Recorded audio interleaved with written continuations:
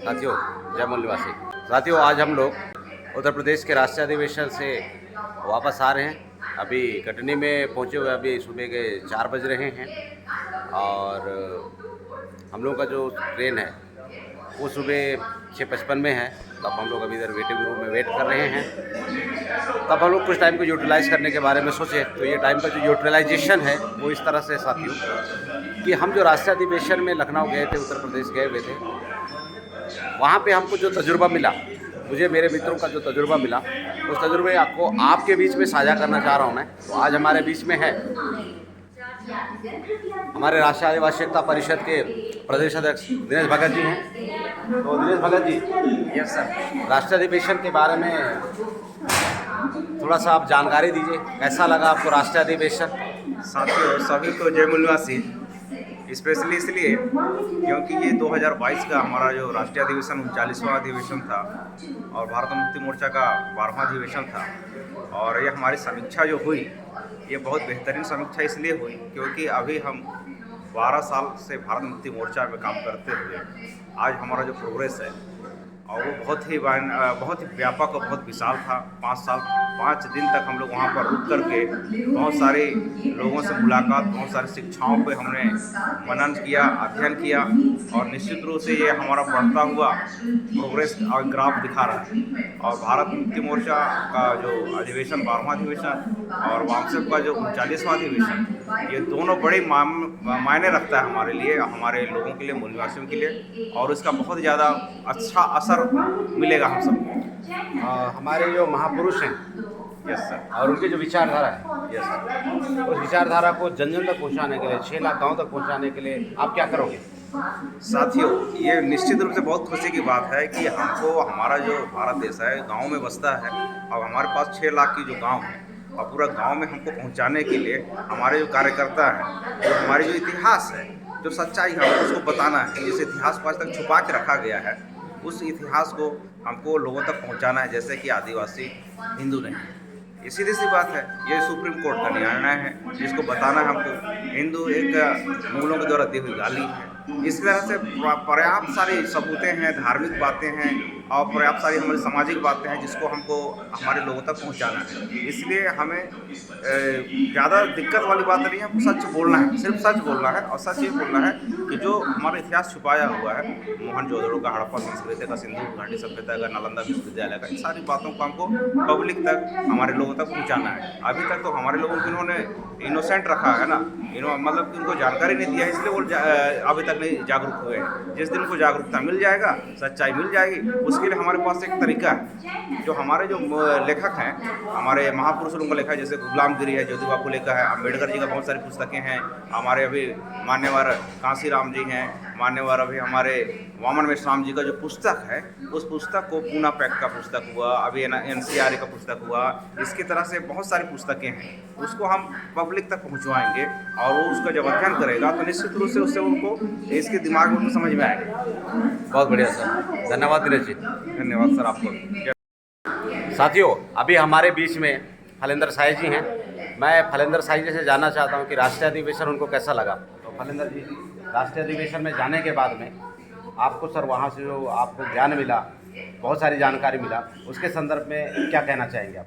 जी हाँ सर, आप सभी को जय मूल निवासी। 39वें राष्ट्रीय अधिवेशन में जाकर हमें बहुत कुछ सीखने के लिए मिला।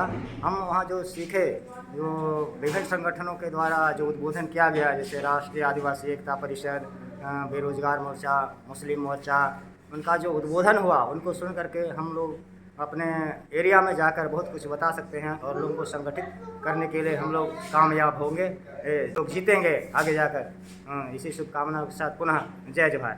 बहुत बहुत जय मूल निवासी। जय मूल निवासी। हाँ, शिवनंदन साई जी, राष्ट्रीय अधिवेशन के बारे में जो आपने वहाँ पे 5 दिन का जो समय दिया सर, वहाँ पे बहुत सारा चीज़ सीखने को, तो आप उसके संदर्भ में क्या कहना चाहेंगे सर? सर, मैं पहली बार आया था जी। वहाँ आकर मेरे को बहुत अच्छा लगा। हाँ, बहुत कुछ सीखा जी। आगे जाकर और प्रयास करूँगा। और जो आप सीखे उसको अपने समाज में जाके, अपने जातियों के बीच में जाके किस तरह से लोगों को जानकारी देंगे? जो सीखा हूँ उसको सब मैं जानकारी दूंगा। यहाँ से बहुत कुछ सीख के जा रहा हूँ सर। आपको क्या लगता है हमारे जो महापुरुषों की जो इतिहास है सर, जो वास्तविक इतिहास है, उसे अपने समाज में बताना चाहिए नहीं बताना चाहिए? बताना चाहिए सर, इसी को तो जागृत करना है सर। बहुत बढ़िया सर। और हमारे बीच में हैं मोहन लकड़ा जी हैं, ये रायगढ़ लाइलुंगा जिला से हैं। तो मोहन जी, आपको सर 5 दिन का जो राष्ट्रीय अधिवेशन है, हमारे महापुरुषों का जो वास्तविक इतिहास आपको जानने को मिला, इसके संदर्भ में आप क्या कहना पसंद करेंगे? जय बोलना साथियों। हाँ सर, अभी 5 दिन का जो राष्ट्रीय अधिवेशन था लखनऊ में, बहुत अच्छा जानकारी मिला।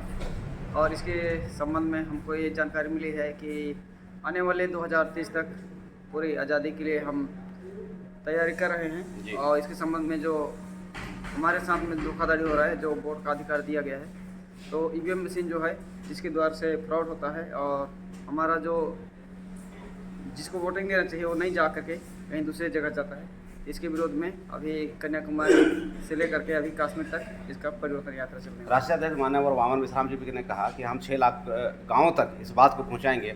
इस संदर्भ में आप क्या कहना पसंद करेंगे? ये एक अच्छी रणनीति है सर, और इसके तहत से हम यही पुरजोर कोशिश कर रहे हैं कि हम दिन प्रतिदिन हम हमारी जनता को, हमारे मूल निवासियों को हम जगाएंगे और इस तरह से हम उन तक उस संदेश को पहुंचाएंगे और 2030 तक जो उनका लक्ष्य है उसको हम पूरा करेंगे। हमारे महापुरुषों की विचारधारा को घर घर तक पहुंचाने में आपको कितना मजा आ रहा है? बहुत सर, जो हमारा जो इतिहास था, जो असली इतिहास है, आज तक जो छिपाया गया है, उसको हम लोगों तक पहुंचा रहे हैं। हम खुद जागृत हो रहे हैं और लोगों को जगा रहे हैं और लोग आ भी रहे हैं। और इस संगठन में जुड़ करके जो अनन्य संगठन में छोटे छोटे संगठन में थे और उसमें से वो लोग निकल करके और इस संगठन में आ रहे हैं। इससे हमको यही महसूस होता है, पता चलता है कि वो लोग इस अच्छे संगठन में आकर के इस आज़ादी को साथ सहयोग दे रहे हैं। मतलब कि महापुरुषों का कार्य आगे बढ़ रहा है। सर, बहुत बहुत धन्यवाद Mohan ji. Thank you sir. जय मंदिर। साथियों, अभी सुबह के 4 बज रहे हैं और हम लोग कटनी रेलवे स्टेशन में हैं। अभी हम लोग को 7 बजे ट्रेन मिलेगा दूसरे। तो मैं सोचा कि हमारे जो मित्र लोग हैं छत्तीसगढ़ से, जो राष्ट्रीय अधिवेशन में गए थे, तो इनका जो एक पॉइंट ऑफ व्यू है, एक फीडबैक है, मैं उनसे जानना चाह रहा हूँ। तो हमारे बीच में हैं अभी निर्मल कुजूर साहब। निर्मल कुजूर छत्तीसगढ़ प्रदेश के बहुजन मुक्ति पार्टी के प्रदेश उपाध्यक्ष हैं। तो मैं निर्मल कुजूर साहब से जानना चाहूँगा कि आपको राष्ट्रीय अधिवेशन में जाने के बाद में सर क्या चीज़ अच्छा लगा? साथियों, जय मूल निवासी। साथियों, मामसेप का 39वां राष्ट्रीय अधिवेशन और भारत मुक्ति मोर्चा का 12वां राष्ट्रीय अधिवेशन जो है उत्तर प्रदेश के लखनऊ में लगा हुआ था और ये कुल टोटल 5 दिन का था। और साथियों, ये मेरा पहला एक्सपीरियंस था और देश के 31 राज्यों से हमारे डेलीगेट साथी वहाँ पे आए हुए थे और हमको बहुत कुछ सीखने को मिला। और हमको जो है सीखने को मिलते रहता है, लेकिन राष्ट्रीय अधिवेशन का एक अलग एक्सपीरियंस होता है। अलग अलग राज्यों के लोगों से मिलना जुलना और उनसे उनका पॉइंट ऑफ व्यू जानना, ये एक बहुत मज़ेदार पल होता है। इसलिए क्योंकि हम वहाँ एक अलग इनकरेजमेंट फील होता है। तो साथियों, टोटल अगर कहें तो बहुत मज़ेदार पल था। और ये 5 दिन जो है ना, ये साल भर के लिए हमको इनकरेज करके रखेगा। और जो काम करने का जो दिशा है वो हमको मिला है और ये दिशा जो है हमको साल भर तक दिशा निर्देश करेगा। और नेक्स्ट बार जब राष्ट्रीय अधिवेशन होगा तो फिर हम शामिल होंगे और फिर चार्ज होंगे और उसी दिशा निर्देश में फिर हम लोग साल भर के लिए काम करेंगे। तो ये हर साल राष्ट्रीय अधिवेशन होता है, तो हम फिर दोबारा आएंगे और फिर ज्वाइनिंग करेंगे। हमारे मूल निवासी महापुरुषों का जो वास्तविक इतिहास आपको जानने को मिला सर राष्ट्रीय अधिवेशन में, जी, उस विचारधारा को 6 लाख गाँव में पहुँचाने में आप अपनी किस तरीके से भूमिका बांधेंगे? सर, अभी जो भी हमको जानकारी मिला है, हम वापस जाने के बाद में फिर उसको ग्राउंड में जो भी हम सीखे हैं, जो हम सुने हैं, उसको हम गांव-गांव में लोगों को बताने का कोशिश करेंगे, समझाने का कोशिश करेंगे। और हम ऐसा उम्मीद करते हैं कि जो राष्ट्रीय हमारे नेतृत्व हैं, माननीय वामन विश्राम साहब, उनका जो भी दिशा निर्देश मिला हुआ है उसको हम ग्राउंड लेवल तक पहुंचाने का कोशिश करेंगे। इसी आशा उम्मीद के साथ जो है हम वापस आ रहे हैं और अभी कटनी रेलवे स्टेशन में हैं हम जो है अपने गंतव्य स्थान से ज़्यादा दूर नहीं हैं। बस पहुंचने के बाद उसको जो है ना 6 लाख गाँवों तक उसको कवर करने का बिल्कुल कोशिश करेंगे, क्योंकि आज़ादी के दिन अब दूर नहीं है और हमको आज़ादी चाहिए ही चाहिए, और वो भी ज़्यादा समय नहीं लेना है, क्योंकि अब जो है संगठन का जो फेज़ है वो आंदोलन का फेज़ है। तो हम अब आंदोलन की दिशा में आगे बढ़ रहे हैं और हम आंदोलन को 100% गांव-गांव तक पहुंचाएंगे। बहुत बहुत धन्यवाद निर्मल भाई जी। धन्यवाद सर। इसके बाद में साथियों हमारे बीच में सुनील खलखो जी हैं। सुनील खलखो जी बिल्कुल जाने माने चेहरे हैं, क्योंकि अक्सर ये सोशल मीडिया पे वायरल होते रहते हैं। फेसबुक इनका लाइव करना बड़ा ही पसंदीदा काम है। अक्सर वो लाइव में आते हैं, बहुत सारे लोगों को बहुत अच्छी जानकारी देते हैं। हम लोग ये जो सुनील जी हैं, ये प्रदेश अध्यक्ष भारत मुक्ति मोर्चा छत्तीसगढ़ प्रदेश के प्रदेश अध्यक्ष हैं। साथियों मैं सुनील खलखो जी से जानना चाहूँगा, राष्ट्रीय अधिवेशन में जाने के बाद में सर क्या क्या चीज़ आपको अच्छा लगा, और हमारे जो महापुरुषों की जो विचारधारा है उस विचारधारा को आप 6 लाख गाँव में पहुंचाने में आप क्या काम करोगे उसके संदर्भ में, और राष्ट्रीय अधिवेशन का जो पॉइंट ऑफ व्यू है, आपका जो फीडबैक है वो हमारे सभी दर्शकों को बताने की कोशिश करेंगे आप। तो सभी साथियों को जोहार, जय मूल्यवासी। मेरा नाम सुनील कुमार खलखो है, जैसा कि माननीय रूपनारायण एक्का जी ने आप लोगों को बताया। साथियों, वाम से भारत मुक्ति मोर्चा का राष्ट्रीय अधिवेशन हो रहा था।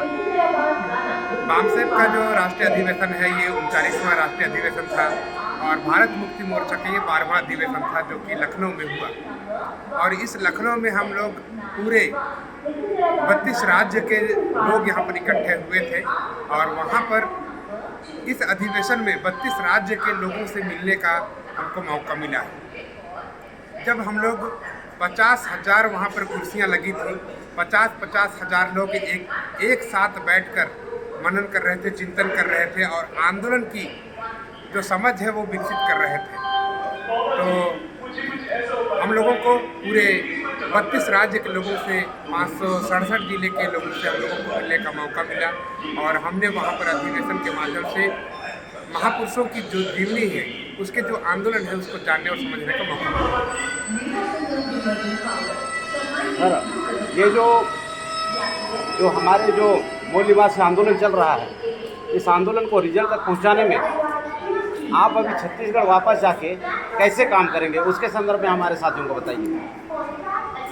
हमारे जो राष्ट्रीय अध्यक्ष हैं माननीय वामन मिश्राम साहब, उन्होंने 5 दिन का अध्यक्षता किया, और हम लोगों को उन्होंने जो मार्गदर्शन दिया है उसके दिशा निर्देश और उनके नेतृत्व में हम छत्तीसगढ़ के 33 जिले में हम लोग संगठन को बढ़ाने का कोशिश करेंगे, और इस 1 साल में हम पूरे 33 जिले और 33 जिले के जितने भी ब्लॉक हैं, तहसील हैं, गांव है, वहां तक हम लोग संगठन को पहुंचाने का काम करेंगे। हमारे महापुरुषों ने हम लोगों को जो सिखाया है, उनके जो आंदोलन है उसको हमने भली भांति जाना है, समझा है, और मूल निवासी पब्लिकेशन ट्रस्ट, जो कि मूल निवासियों के लिए एकमात्र ऐसा ट्रस्ट है जहाँ से बहुजन महापुरुषों की जो विचारधारा के जो बुक्स है वो पब्लिश होते हैं, और उन सभी बुक्स को हमने खरीदा है, और उसको हम लोग भली भांति पढ़ेंगे, और जितने भी मीडिया है, सोशल मीडिया है, उसके माध्यम से जो जानकारी मिल रही है, उन सभी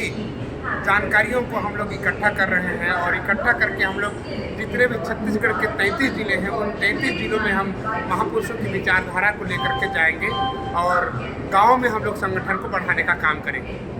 बहुत बहुत धन्यवाद सुनील जी। तो साथियों, ये हमारे छत्तीसगढ़ के डेलीगेट्स जो वहाँ पे राष्ट्रीय अधिवेशन में जाने के बाद में अपना पॉइंट ऑफ व्यू बता रहे हैं। समस्त मूल निवासी समाज से अपील करता हूँ कि हमारे महापुरुषों के वास्तविक इतिहास को जन जन तक पहुँचाने में आप अपना काम करेंगे, और आने वाले समय पे हम लोग मिलके हमारे जो मकसद है, उद्देश्य को पूरा करने में साथ सहयोग देते हुए काम करेंगे, ऐसा उम्मीद और विश्वास करता हूँ आप लोगों के साथ में। और मुलाकात करते हैं नेक्स्ट वीडियो में बहुत जल्दी। तब तक के लिए साथियों, जय मूल निवासी। जय मूल्यवासी। जय मूल्यवासी।